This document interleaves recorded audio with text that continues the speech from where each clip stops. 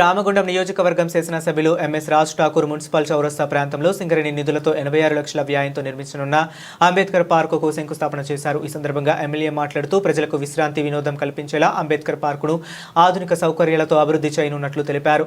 Doctor BR Ambedkar ఆశయాలకు అనుగుణంగా ప్రజా ఉపయోగకర మౌలిక సదుపాయాల అభివృద్ధికి తమ ప్రభుత్వం నిరంతరం కృషి చేస్తుందని పేర్కొన్నారు. ఈ కార్యక్రమంలో సింగరేణి అధికారులు, కాంగ్రెస్ పార్టీ నాయకులు, మాజీ కార్పొరేటర్లు, ముఖ్య నాయకులు తదితరులు పాల్గొన్నారు. सुमंगले जमधो दिवार समेत बसदा जमत वैदत प्रजादात वीरताय महा आनंदाय महा गोविंदाय महा ओमराजिनाय महा ओमाधवाय महा ओम गोविंदाय महा ओम अच्युताय महा जनार्दनाय महा वेदाय महा ओम हरये नमः जन्मजा दुष्कर्तां कर्ता दुष्टेन हतबाहुनागे हमेताकं जन्मजवर्णः हिरण्यपर्योनये हिरण्यदार्धात्यन्न तस्मै नगरात् आवजत व्यमधयमे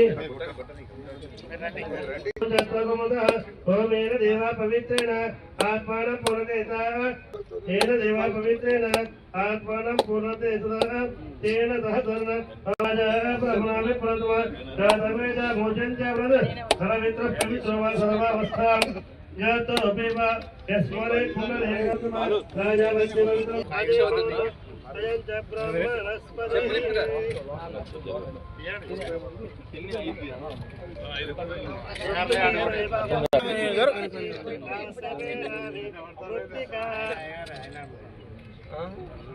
प्रत्येकेन पापं जन्मजा दुष्कृतं कृतं प्रत्येके ब्रह्मदत्तासे कास्यपे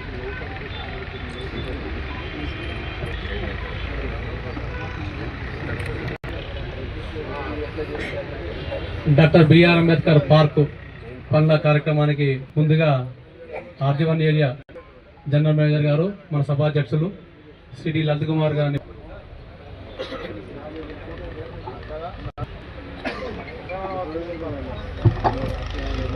అందరికీ నమస్కారం. 2 సంవత్సరాల ప్రభుత్వం రేవంత్ రెడ్డి గారు రాష్ట్ర ముఖ్యమంత్రిగా రాష్ట్రాన్ని రేజింగ్ తెలంగాణగా ముందుకెళ్తూ ఈ రాష్ట్రాన్ని భారతదేశంలో ఉన్న రాష్ట్రాలతో కాదు, హైదరాబాద్ నగరాన్ని ఇతర దేశాలతో సమానంగా సింగపూర్, యూరప్ లాంటి కంట్రీలో ఉన్నటువంటి దేశాలకు సమానంగా చేయాలని ఒక సంకల్పం, రాష్ట్రంలో ఉన్నటువంటి రైతులకు అన్నం పెట్టే రైతును చిరునవ్వుతో చూడాలనే సంకల్పం, కార్మిక క్షేత్రంలో కార్మికులను వారికి ఏ కష్టం రాకుండా ఈ రాష్ట్రంలో ఉన్నటువంటి ప్రభుత్వ రంగ సంస్థల్లో పనిచేస్తున్న వారికి సహకరిస్తూ, అదే మాదిరిగా తెలంగాణ మొత్తం కూడా ఎక్కడైనా 3 గంటల్లో 2.5 గంటల్లో చేరే విధంగా రూట్ మ్యాప్ చేస్తూ మరి అన్ని నగరాలను బాగు చేయాలనే సంకల్పంతో ముందుకు పోతా ఉన్నారు. రామగుండంకు చరిత్ర ఉన్నటువంటి ప్రాంతం. ఎప్పుడో హైదరాబాద్, వరంగల్ నగరం తర్వాత రామగుండం అత్యంత పెద్ద నగరంగా మారాల్సిన అవసరం ఉండే.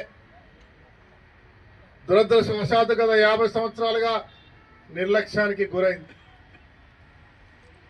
సింగరేణి, ఎన్టీపీసీ, ఎఫ్సిఐ, జెన్కో, అటు కేశవరాం, ఇతర ఇండస్ట్రీలు ఉన్న ఇంత సిఎస్ఆర్ ఫండ్స్ అన్ని కూడా ఆ రోజు ఆంధ్రప్రదేశ్కి తెలంగాణ వచ్చినాక కేవలం సిద్దిపేట, గజ్వేల్, కొరట్ల, సిరిసిల్లకు వెళ్ళి 2000 కోట్లు అభివృద్ధి చేసుకున్నారు.